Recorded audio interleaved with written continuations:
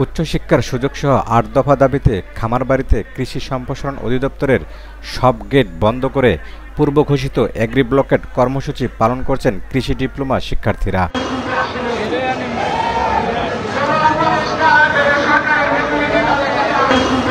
আজ সকাল ৯টা থেকে কৃষি ডিপ্লোমা ছাত্রলীগের আন্দোলনের ব্যানারে তারা বিক্ষোভ শুরু করেন।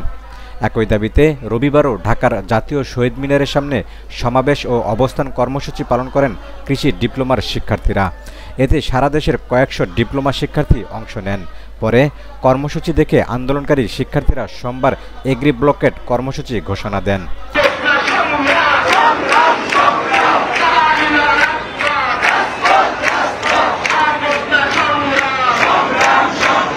আন্দোলনকারী শিক্ষার্থীদের দাবিগুলো হলো ডিপ্লোমা কৃষিবিদদের পাবলিক কৃষি বিশ্ববিদ্যালয়ে উচ্চশিক্ষা গ্রহণের সুযোগ দিতে হবে, উপসহকারী কৃষি কর্মকর্তার দ্বিতীয় শ্রেণীর কর্মকর্তা হিসেবে গেজেট করে প্রজ্ঞাপন জারি করতে হবে এবং প্রতি বছর নিয়োগের ধারাবাহিকতা বজায় রাখতে হবে। কৃষি ডিপ্লোমা শিক্ষার মান উন্নয়নের জন্য শিক্ষা সংকট দূর করতে হবে।